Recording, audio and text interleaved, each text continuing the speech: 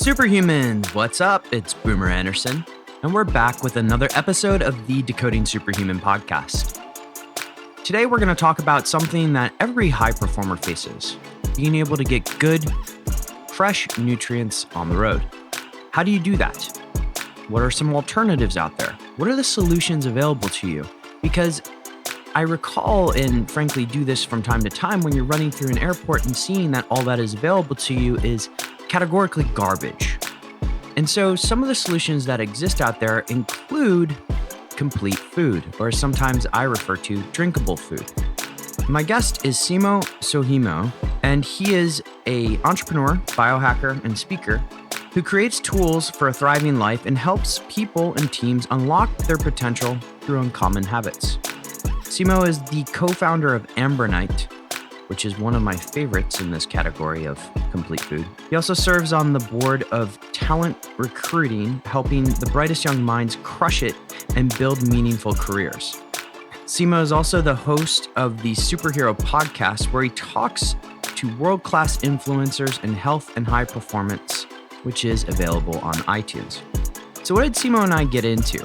Well, we talk a little bit about this realm of complete food, first defining what complete food is.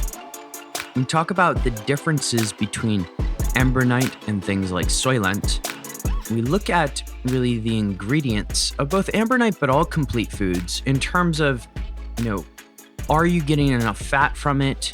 Are you getting the right sources of protein? Things to look out for, soy, etc., etc. You're going to enjoy this episode because Simo is so entertaining. You can tell he actually hosts a podcast. And so the show notes for this one are at decodingsuperhuman.com/Ambronite. That's AMBRONITE. Enjoy my episode with Simo.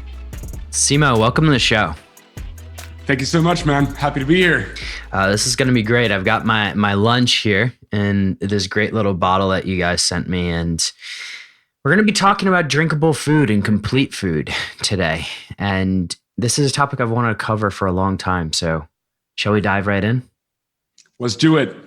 I want to talk about your background because getting in or moving into the drinkable food space, walk me through how that happened because, I love eating food, but what were the steps you kind of took or sort of the aha moments of getting into the drinkable food space?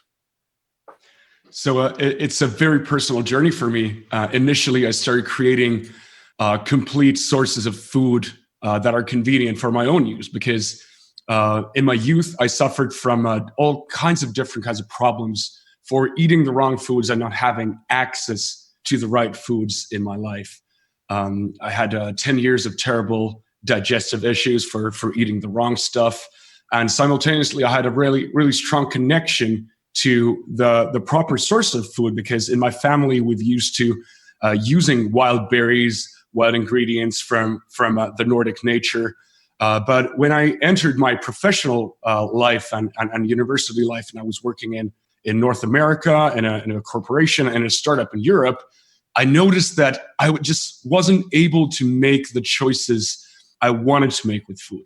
And I noticed that millions of people have the same problem. So this is where I started creating these types of convenient, complete sources of food, initially for myself and later on with my co-founders to a global audience. Mm-hmm. For the layman, how would you define complete food? So when you're looking at food has a lot of dimensions, some of which are obviously cultural and linked to the social aspect and the enjoyment. But at the bottom of everything, food is fuel. Food is something that makes or breaks our health, makes or breaks our focus. It determines our health outcomes, our daily ability to enjoy life and do the things we love. So essentially, when we look at food and the types of food that people, especially in our Western societies where we have material abundance, at the same time, food is making us sicker than ever, which is really crazy. It doesn't make really any sense. Yeah. So when we're really talking about food, we should be very aware of the fact that the foods that we eat daily determine the baseline of our health and the baseline of a happy life and a thriving body. And that's the angle through which I wanted to create something that would be a better option, frankly. Mm-hmm. And so, can we talk a little bit about, we were talking before the show on how you optimize each formulation that you do based on amino acid profiles. Do you mind just walking through the formulation? Because your story is fantastic. The emphasis on ingredients and fresh ingredients is amazing. But I would love to talk a little bit more about these formulations, because that really, to me, is the essence of why it's complete. Absolutely. And just to summarize what's going on here. So what we've really strived to do is create a real food-based, plant-based source of complete foods, complete nutrition. Now, that all sounds really fancy. What does that actually mean? So when you're looking at a delicious plate of food, when it's nutritionally balanced and contains sources of fiber, source of nuts, energy, healthy, complete proteins, just like you mentioned, that the amino acid profile should be complete. There should be a whole host of things. Currently, we know about over 40 nutrients, plus a really large array of phytonutrients, which are plant-based nutrients that should be included in order for our nutrient source, our food source, to be truly complete. And how we approach this is combining 19 real food ingredients, greens, nuts, berries, and so forth, in a way that they cover all the needs of the human body and the human mind, and cover all the nutritional guidelines in Europe and the US, and provide a satisfying source of energy for up to 4 hours per meal. Now, on the amino acid side of things, this gets really interesting, and I love talking about this. Let's geek out. I love it. Exactly, because one of the reasons that these products did not exist, we started Ambronite in 2013, and after that, we've been serving our community worldwide. The first formulations I did for myself were back in 2007, and back then, these products did not exist at all. We were the first ones to actually combine only real food ingredients and no supplements into a complete form. So, and it was so if really I hard. recall, back in 2007, my alternative was really like what's that really bad supplement company? Metrex meal replacement shake, basically. Yep, I know those. Yeah. So I'm remembering back then, these things that tasted way too much like chocolate probably had ingredients that would kill me in them. But so walk me through how we go from 2007 to 2013 and what were kind of the big developments there.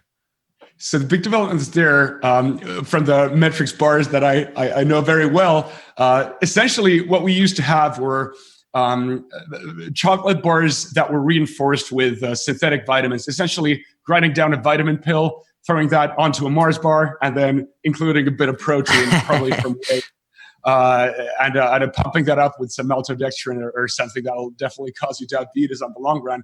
So what we've seen is our major scientific advances in understanding first what the real needs of the human body are. So we nutritional science is very much taking its baby steps right now, and we're only now beginning to understand the different needs and the different requirements when it comes to, for example, the phytonutrients such as anthocyanins in berries that are currently being researched in both nutritional sciences and in medical sciences for their various health benefits.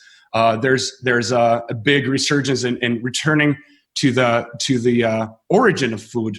We're talking about diets that have been proven to extend lifespans. For example, the Mediterranean diet, which is based on, to a great extent, on healthy fats, whole foods, and many of the phytonutrients, the protecting ingredients in foods such as the healthy fats in olive oil, fish, the high fiber content, and so forth. So what we're really seeing here is coming from a very kind of a limited reductionist approach. What are the vitamins and minerals that we know? Can we combine them in a synthetic fashion and therefore create something that we can survive on?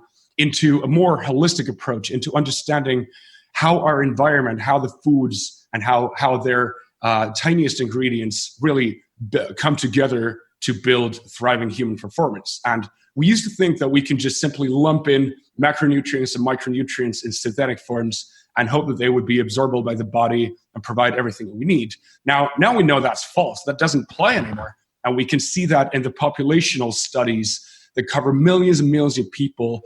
We know more about the blue zones, which are essentially pockets and communities where people live extensively long lifespans because of their environment, their health. So all of these things are come together and joined by exciting new areas of research, such as nutrigenomics. On my team, we have a medical doctor and nutrigenomics researcher who has helped us in formulating our products, because it all comes down to understanding the human body as a whole, our individual genetic makeups, and the power of the real ingredients that are actually absorbable by the body. Mm-hmm. Because you mentioned it, and we can scratch this question if you don't want to answer it. Nutrigenomics, how has that played a role, and how has that shifted your formulations? Because it's something that we actively work on with clients, but I'm always very curious on how people employ it. So much of it started off as through my personal journey for better health, for fixing my health, and after that, really improving my health, especially for high mountain expeditions and living a busy life. All in Sounds like we have an adventure to plan together.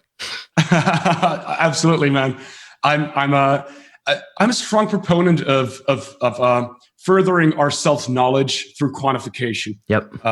So a nutrigenomics as a part of plays a part in that whole puzzle. And through nutrigenomics, we can really understand how we can apply our own genetic makeup into designing the perfect food and perfect diet and nutritional profile. But what we really noticed there is that while we can derive immense amounts of data into a couple of simple conclusions. The first one that we can find, many people are researching this through services like 23andMe, which looks at the S&Ps of the genome. And nowadays also Dante Labs, for example, offers the whole genome package, which gives you a more comprehensive view. Macronutrient breakdown is one thing that seems to be genetically and epigenetically valuable in terms of information bits that you can incorporate into your daily life. For example, for me, I've done extensive testing, both blood panels for almost a decade, as well as the genetic tests and measuring my blood and ketone levels. And what I found out is that I'm personally not equipped with a flesh robot that deals with fast carbs very well. So for me, both the genetic data and my experiments clearly point to the fact that I should be eating a lot of fiber. I should be eating lots of healthy fats and limiting especially high GI carbs. And for example, for my partner, it's a completely different thing. We could be eating the same meal, and her response in blood sugar and her response to glycated hemoglobin through a 3-month period would be completely different. And it's super exciting to be finally able to really tap into that knowledge and really make those data points actionable in daily life. And but at the end of the day, it all comes into not what you know, but what you're actually acting upon. And that's something that I personally suffered with before creating complete food sources that are convenient and tasty, because you can have all the knowledge in the world you want.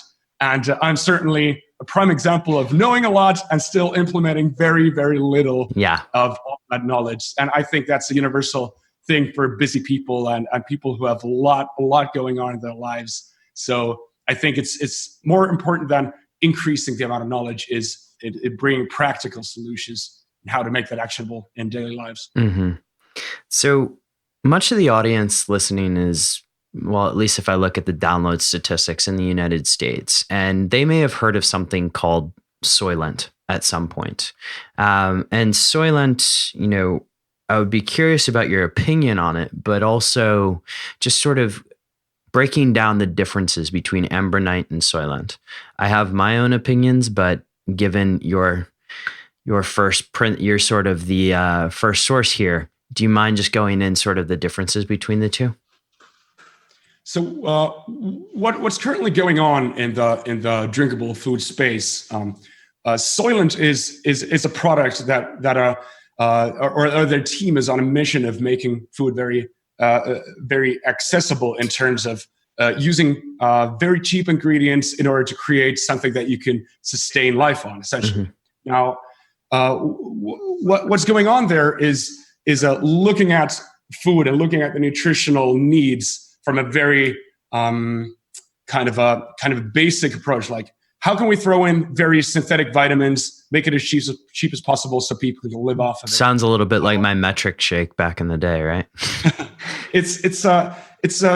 They're definitely looking at it from a different angle. How I personally look at it is, how can we include the ingredients that we truly need for a thriving mind and thriving body and make them as convenient as possible? Now, what the Soylent Crew has definitely successfully done is raising awareness that these types of products are now available and that people are actually using these to their benefit, and that we can actually have foods in new formats that didn't exist before in ways that they can actually feed you and actually create a satisfying experience. And most of the products that are synthetic are more or less based on what the Soylent Crew started with currently. So we're seeing all types of foods that are or what I like to call them synthetic meal replacements that are basically based off of synthetic ingredients with some real food ingredients in there. But what's really missing in that equation, in my opinion, and when we look at the latest nutritional science, is that we need to take into account the absorbability. We need to take into account the bioavailability of the ingredients. And we need to take into account the long-term effects of the foods that we're eating. And for those, foods and products based entirely on real foods, entirely on whole foods, are the safe bet and are the comprehensive bet. But I have to say that I'm really impressed by what the synthetic products have managed to do, because for the first time, we're looking at this from a social perspective in a different way, that we can actually cover many needs with these types of products, and we can actually challenge the way that we look at fast food. So because the fact is, for food to be fast, it doesn't be unhealthy, and we need to decouple that. And that's what I think all of these products are doing well, even though on the nutritional side there's a lot to improve in the synthetic products. I think right now I'm debating on what to call this episode, either improvements in fast food or something you said earlier, the flesh robot is something that I love. But let's go in a little bit on the natural ingredient side, because people are probably listening to this now. And just to give you my experience with Ambronite this morning, even as I use it for lunch, I take a scoop of the powder, I put it in some water, I shake it up, and I drink my lunch. Now, some people may have a skeptical eye on how you're able to do that with real fresh ingredients. Do you mind just walking a little bit into how you're able to provide that? Absolutely.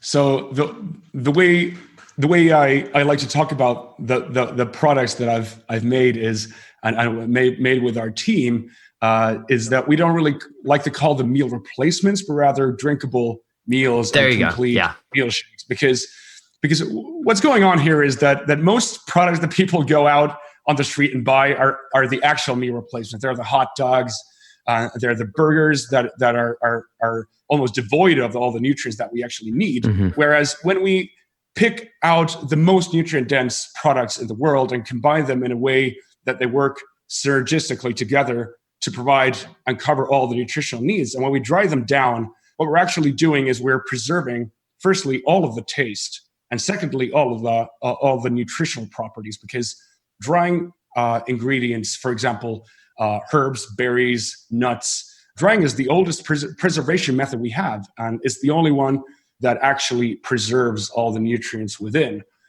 So what we're looking at here is really a mix of 19 real foods and a handful of veggies and berries and herbs and a protein source and fats, all dried into together. And when you rehydrate them, you're producing either something that many people call a smoothie bowl in our audience, or a shake that I'm also actually just having for lunch. Yeah. So essentially what's happening here, you're rehydrating complete real food ingredients And as you can tell, as you drink this, it's not a protein drink, right? No. It's because it's actual real physical ingredients in a more like a porridge or a smoothie format, and that's what sets us apart from all the different products out there. That it's actually real food in a drinkable format. But for example, Ben Greenfield, he likes to just rip open a bag, pour in some water, and eat it right out of the bag in a smoothie bowl format. I saw him doing that. Thank you for seeding that. Yeah, thank you for seeding that for me, because I'm hopping on a flight to the U.S. next week, and I'm gonna take some of these bags with me. But that's not a bad way to do that. So Ben, if you're listening, thank you for seeding that idea. Exactly. And actually, that's what I've started to do on long flights as well. Just, like using the spoon, pouring some water and eating it, because mastication and munching is also an important thing in life. Mm-hmm. So let's go into that last point you just made, because can somebody, and I know somebody here in the Netherlands who's tried to sustain themselves on drinkable food for a year. Do you recommend people going into a world of only complete food? It's not something I would personally go for, because food for me is such a major source of pleasures in life. And it's something that I rather look at it from the perspective that Ambronite can be basically any meal, but it doesn't have to be every meal. And what I'm really trying to create here is a healthier baseline, something that you could always fall back to, because after all, our habits form our lives. And in order to upgrade our lives, we really need to look at the top habits that are making the biggest impact in terms of 2080.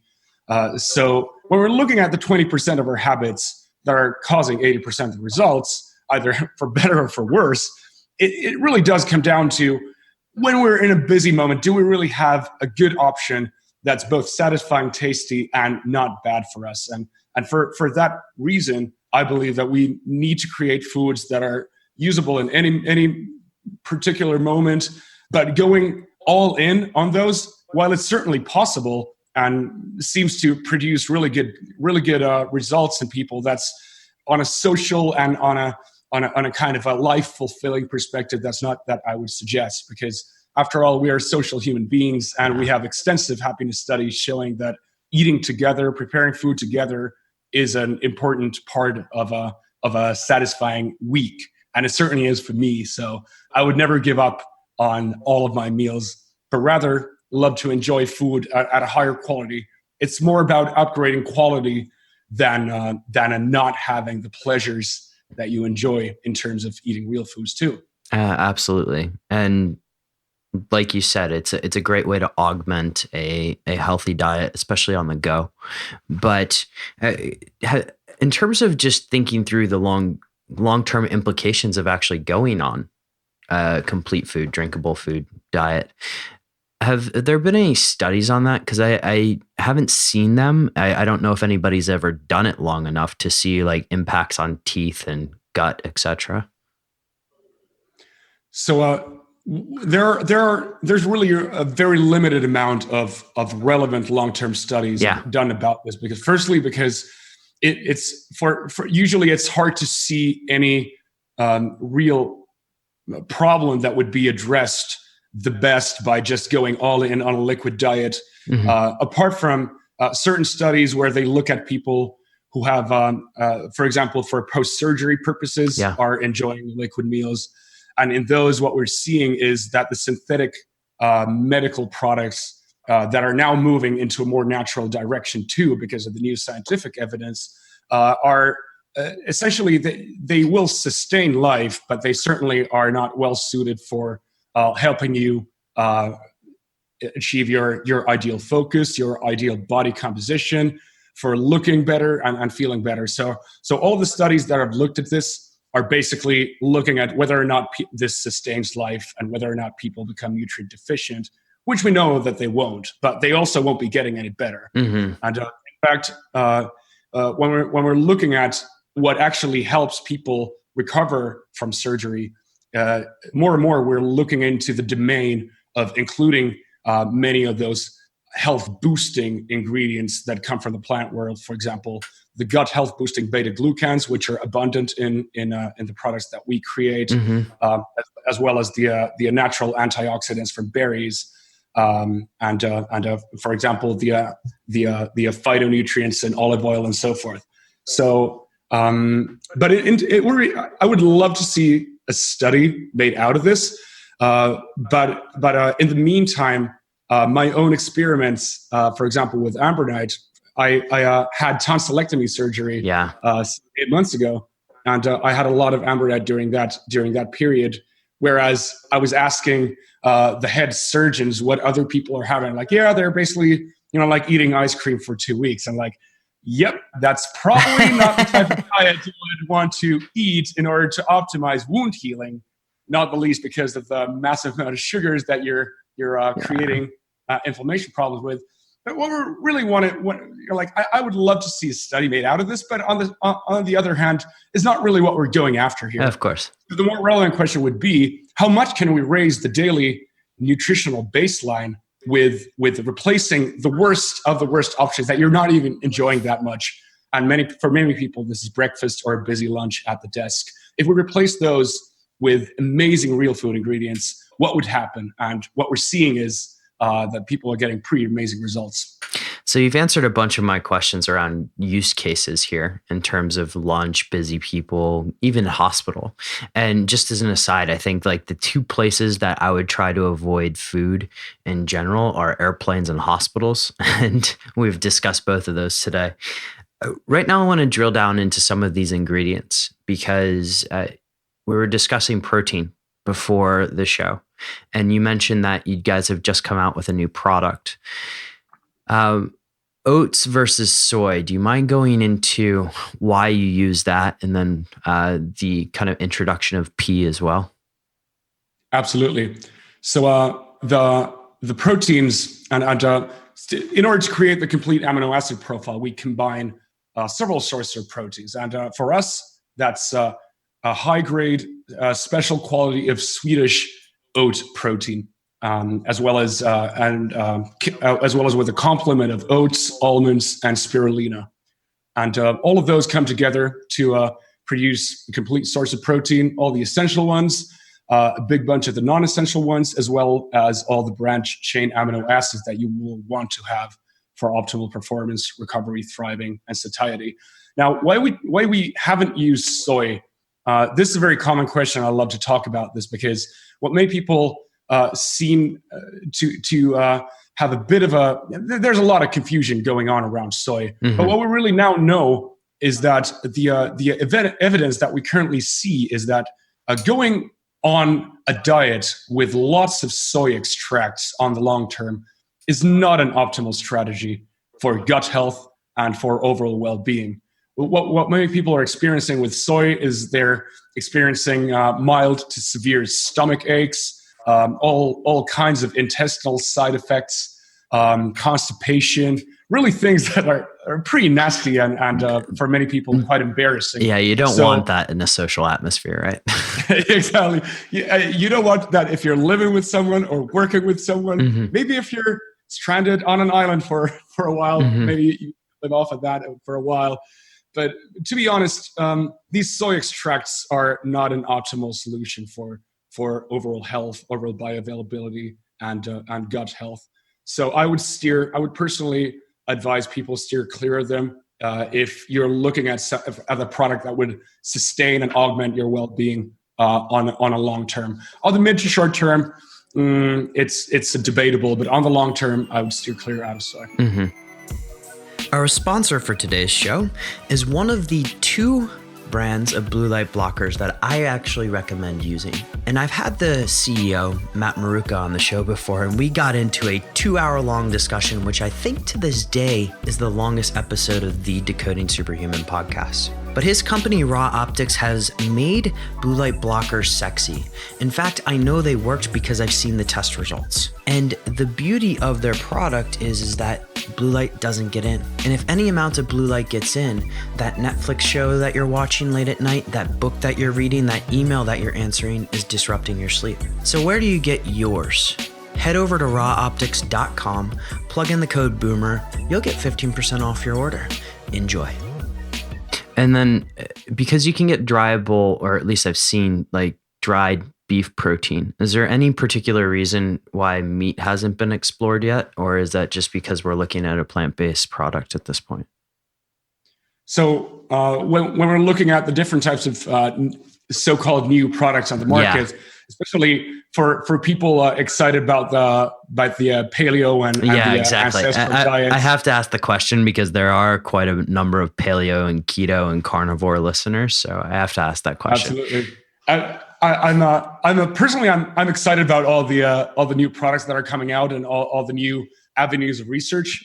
But personally, from the point of view of creating a plant-based, the lowest possible inflammatory response protein source, as well as a source that's actually efficient to create, not only from a health perspective, with high digestibility, but also from the production perspective, because I do want to stress that the food choices that we make and the food systems that we build are not currently built on a healthy or sustainable basis. Yeah. When we're looking at creating all different kinds of beef-based proteins, there's definitely a market for those.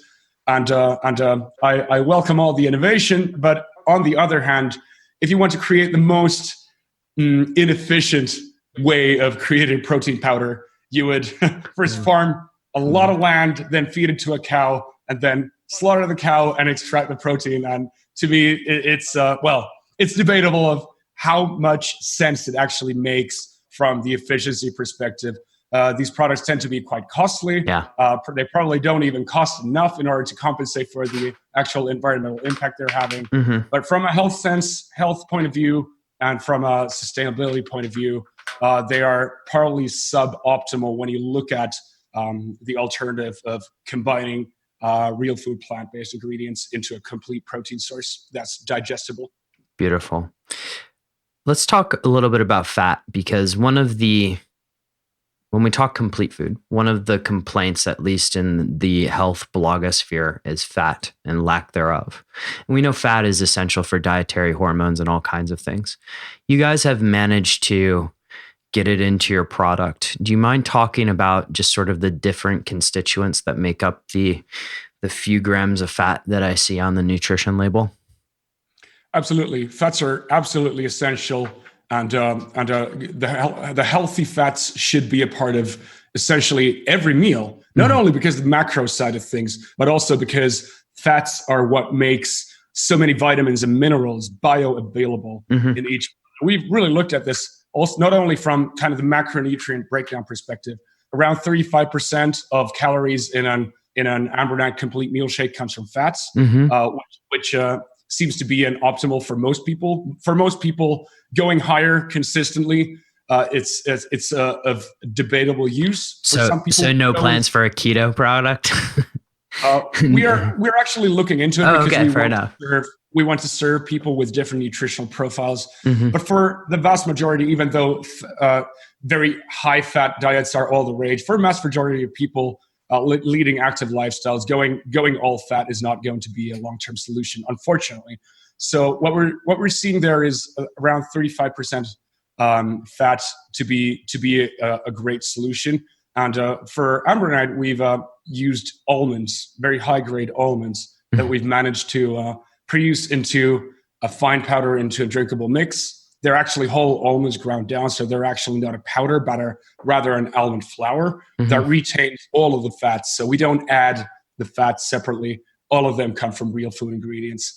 And what's often problematic about fats in many of these products, and I highly suggest if someone is considering any of these products, look into the source of the fats. Where do the fats come from? Can you recognize the source from the label? Because I believe that if people looked at the ingredient list and then looked at the amount of fats, they would be surprised that the fats in most products come from terrible sources that are highly inflammatory and you would want to cut out of your diet once and for all. So for us, almonds are one of the solutions. One big reason for that is that they also have a bit of vitamin E, which preserves the fatty acids in a format that we want them to stay in. And omega-3s is an essential part of the product. as well as omega-7. Let's go into the omega-3s, because when we say omega-3s, I'm thinking fish, right? What are the ways that you guys get omega-3s into the product? For Ambronite, we're using flax as well as almonds, and for other even more rare products, for omegas like omega-7s, we're using sea buckthorn berries, which are the most nutrient dense food and berry source for plant source for omega-7s. So in nature, you will find these ingredients which are high in omegas that are good alternatives to fish oil. Now, I have to point out that in order to get a lot of omegas, fish oil and krill oil and different kinds of oils from marine sources are superior in terms of omegas per gram, essential fatty acids, EFAs and DHAs. They're pretty much off the charts because it's possible to extract them so efficiently from marine sources. But also, what's important to note that there are many plant-based sources that are of high value and of high bioavailability, which we've used in the product. And this took a lot of time to crack, frankly, because I was gonna ask. Do you mind going through how to crack that, because or the story behind how you guys cracked that? Absolutely, it was certainly a long journey.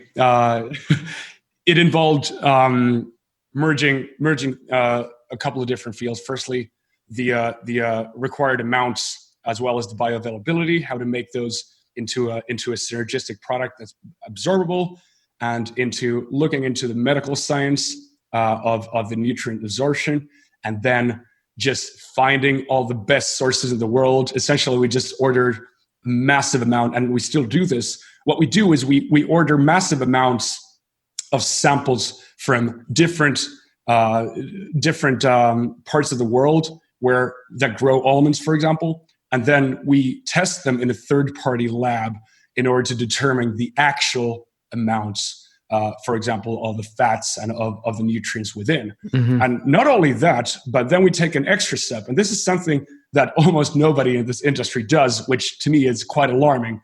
What we do is we take the highest quality almonds that we could find and grind them down, create them into products, and then we take this pouch and put it on the shelf for a year, and then we send it back to the lab to see what happens to the nutrients. And this is something that most people don't realize, but what you're actually thinking you're getting is nowhere near what you're actually getting after you're transported the product, have it on your shelf for 6 months, and then you eat it. So we've done all the 3 steps, and what we noticed that most of the manufacturers can't really back up their promises, and the product that they're actually sending, much of the fats or the micronutrients are nowhere near where they should be.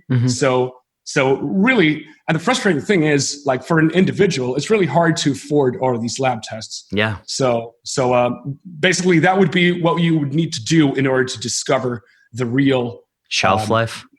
Exactly. And the real amount of nutrients that you're actually getting.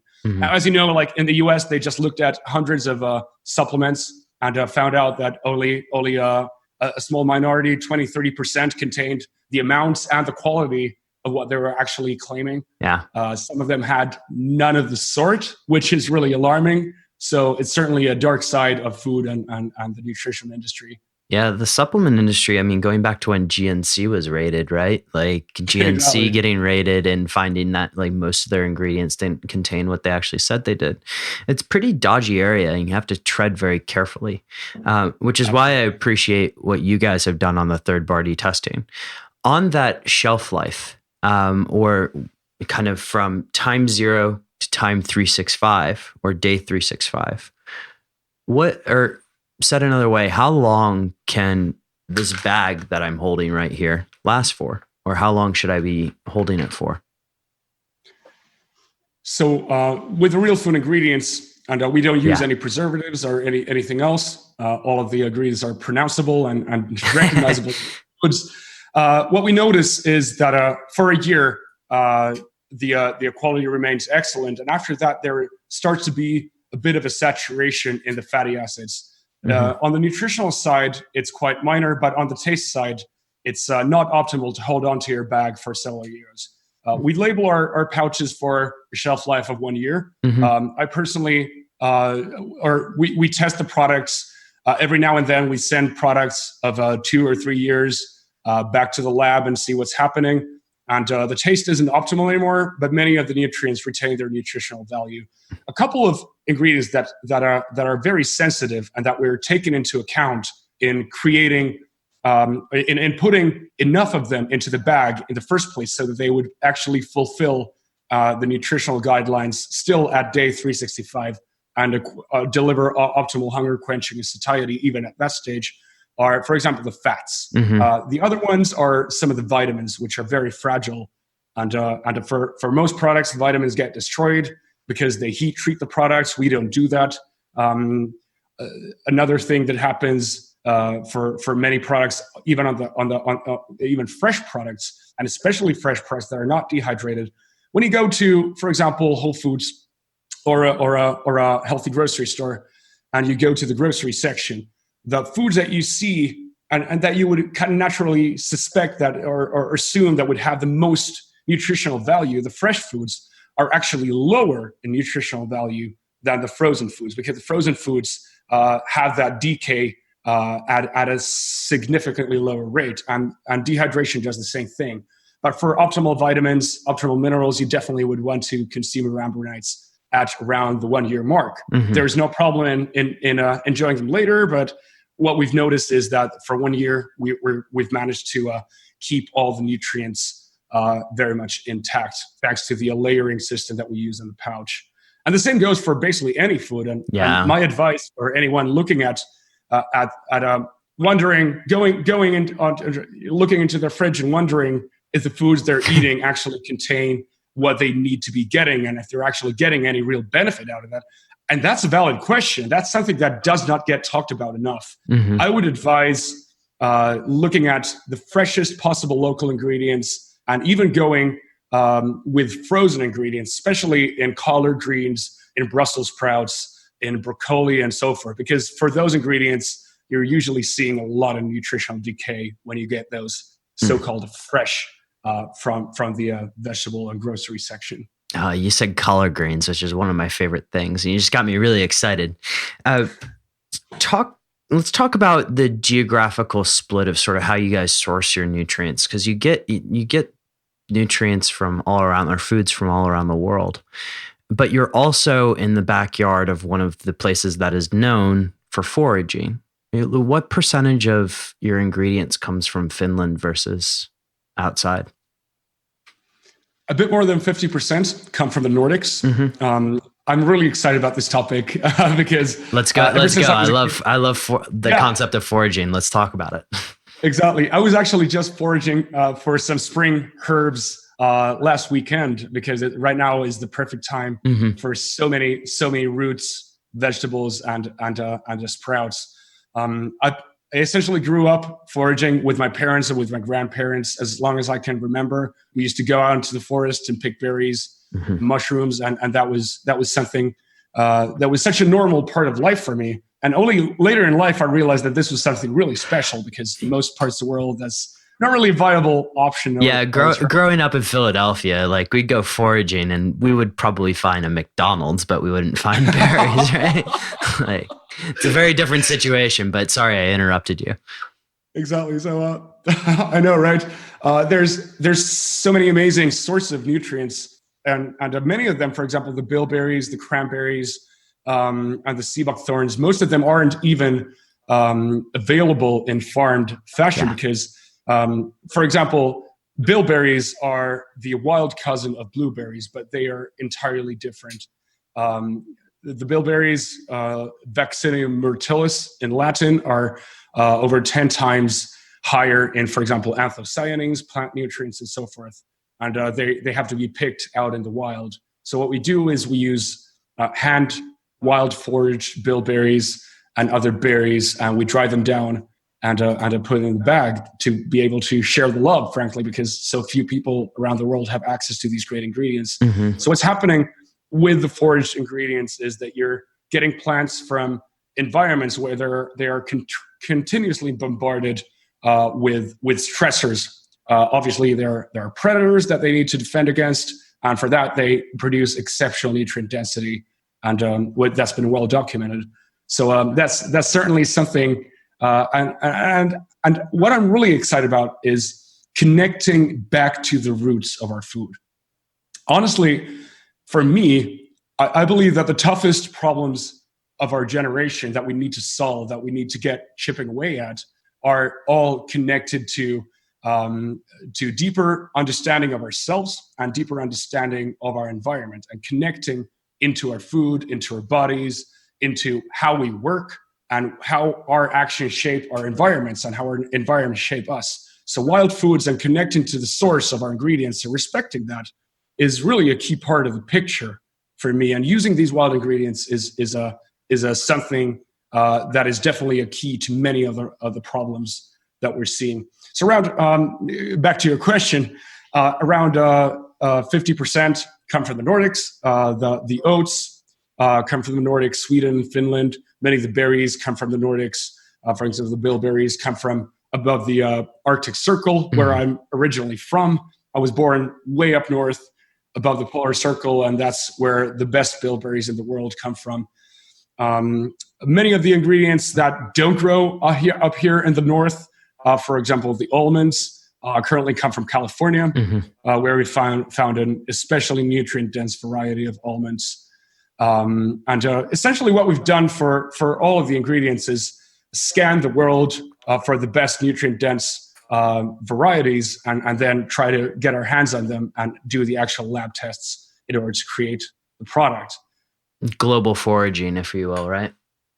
In a way, yes. Like I actually fantasize of creating a product that would be entirely based on wild foods. That would be like an extreme caveman version of the product. I would love to collaborate with you when you start working on that too, because that would be a lot of fun. One word you mentioned a bunch before we transition into the final questions: anthocyanins. Do you mind just talking a little bit about what those are and why people should be paying more attention to those? Absolutely. Remember when your mother or your grandmother reminded you to eat colorful things? And now the functional medicine world says eat the rainbow. So it's exactly. So one spectrum of the rainbow is the spectrum of blue colors, and the anthocyanins, which are present in berries like the acai berry, which is one of the premier superfoods in terms of very high oxygen radical absorption capacity, and many other proven health benefits. Bilberries are way up there, and what happens there is that the plants produce these phytonutrients, the phytochemicals, in order to survive in the environments. For example, the bilberries, they grow in very harsh environments where they only get a couple of months of sun a year. And the amount of water they're getting is very sporadic, and typically the environments that they grow in are very acidic.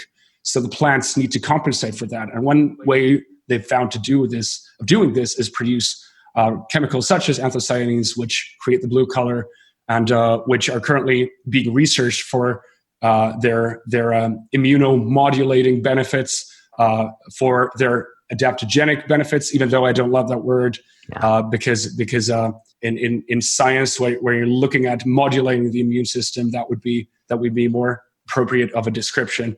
So essentially what's going on with bilberries is that the big medical corporations are currently looking at bilberry extracts, and anthocyanin being one of them, in order to curb tumor growth, for example, in order to strengthen the immune system. And what we know from studies looking at vast populations of people who are getting these beneficial plant nutrients, for example, as we talked about, the Mediterranean diet, it's part of the puzzle to be including those real food nutrients into your diet. And there's no way you can do it with supplements or synthetic products right now. So that's why you should be paying attention into including berries and herbs into your day. And looking at the rainbow from not only from variety, but also from the quality perspective. Yeah. Because there's a massive difference in eating a blueberry or eating a wild bilberry. There's a massive difference in eating a farm-grown raspberry or a wild-grown lingonberry. And the differences in these chemicals can be up to 100 or 1,000x. So we are talking about significant differences. But the fun thing is these things are really tasty. So including the interior diet is usually one of the things that people don't have a problem with. Yeah, it's a pleasure. It's like a dessert. I love it. I am so looking forward to the final 4 questions with you, because you've already talked about going back and looking at the way we work, the way we eat things. But if you don't mind, I want to transition into those. And the first question is what is one area you think people should pay more attention to when it comes to improving performance? I think one of the areas that has impacted my life the most is understanding the baseline thinking of performance, and especially when it comes to sleep, exercise, nutrition. You want to look at the minimum effective dose, or the MED, of what you're doing. And for so many people that I see, it's kind of a bipolar situation of going entirely overboard in some areas of life and not taking into account the entire baseline. And when it comes to food and nutrition, which is an essential building block, I would look at not how to optimize everything. Don't look at optimizing everything or going for the top 1 or 2%, but rather, what's the one simple thing you can do to upgrade your baseline and actually get some lasting results? And for me, that is looking at the situations where I really need a healthy dose of nutrition, but it's really hard to get, and I'm lazy and I'm busy and I can't do it. So upgrading those moments is essential. And after that, whatever you do in those other moments suddenly only plays a part of around 10 or 20%, because what you have now is a healthy baseline. So baseline thinking, also in sleep, in exercise, but especially in food, and understanding that enjoyment and the effects of whether or not you're supporting or detracting from your thriving body are actually converging. We're at a time where those things are becoming synonymous, because connecting to the origins of your food leads to essentially you eating like a gourmet chef. One person who has coached us is a Michelin star top-rated gourmet chef, who is Andoni Aduriz from Spain, because he uses the same ingredients as we do. He just plates them differently. And this is where we go from biohacking and optimization and painful thinking into enjoying the foods that we eat more, because they're of higher quality and they taste better, and they also give us better benefits in terms of our bodies. So breaking the myth that there's a disconnect there is something that I want to do that. I want to spread this word out, because that's what we're currently seeing happening, and I'm super excited about that development. What's your top trick for enhancing focus? For me, I can be entirely on or off. For me, if I become distracted, it's really hard to get back on track. It can take me up to 15, 20 minutes. So for example, right before this podcast, I took a cold shower, 100 seconds on the cold setting of my shower. I'm a big proponent of cold exposure myself, also because it connects me to nature. I go to a hole in the ice all the time when I have the opportunity here in Finland, and when I'm traveling, I build ice baths in hotel rooms and whatnot. So cold exposure, that's number one. Breathing exercises. It's amazing what one round of a Wim Hof breathing or breath work can do. It only takes me 120 seconds. And it will literally turbo boost my next 2 hours. So 2 minutes for 2 hours, that's a massive benefit. Great trade-off, right? Yeah, absolutely. Some of the best time investments I can make. And even in my office, I sometimes just go into a spare room, or just before, for example, if I'm speaking at a conference, I just might go to just walk outside, or even go to a restroom for just 2 minutes of zeroing in what's happening next, calming my mind, coming back, different person. It's amazing. And 5 years ago, this was still very much out there for me, but it has now become an essential part of my life and an essential part of my day. So those two things for immediate focus are the tips I would definitely suggest. One thing that's on the macro level, one thing that messes up focus for me is if I don't take care of eating in a way that sustains stable blood sugar. So getting in those healthy fibers, getting into beta glucans that have been proven to balance blood sugar is essential for me for intense moments of flow. After a good meal, I can literally work in superior flow state for anywhere from 2 to 8 hours. But after a crappy meal, it takes a lot of focus. It takes a lot of cold water and cold showers to kind of reboot that. So looking at those three things: breathing, cold exposure, and sustained energy. Those are my top three things that I would want to share with everyone. Beautiful. It seems like if we figure out where you're checking into a hotel in the US, there's going to be an Instacart that's going to arrive with a ton of ice afterwards. Exactly. Yeah. I've pulled that trick before too. It's a neat trick. So what book has significantly impacted your life and how you show up to perform in it? There are so many, and I really love this question. Please rattle them off. To be honest, the books that have probably impacted me the most go into the domain of many of them go into the domain of philosophy, especially intersection of understanding our existence as humans and as part of a larger system. So systems thinking is something that I really would love to bring into the discussion. And from a personal perspective, Eckhart Tolle has made a big impression and has been essential for me in discovering the tools of the mind and really starting to pay even more attention to my states and to understanding whether or not I've been taking care of myself, whether or not I'm fully recovered, whether or not I've been sleeping enough, exercising enough, recovering enough, and frankly, doing the things that serve the meat vehicle, that serve the human flesh robot. So I consider many of these techniques, for example, the ones covered by Eckhart Tolle in his books, as a essential tools for self-diagnostics. And for me, that has been something that has probably the most radically changed my life during the last 10 years. Just finding ways of applying those self-diagnostics and becoming more aware of what I actually need in order to recover or enhance my performance at any given time. Another book on leadership that I really have to mention is Jocko Willink.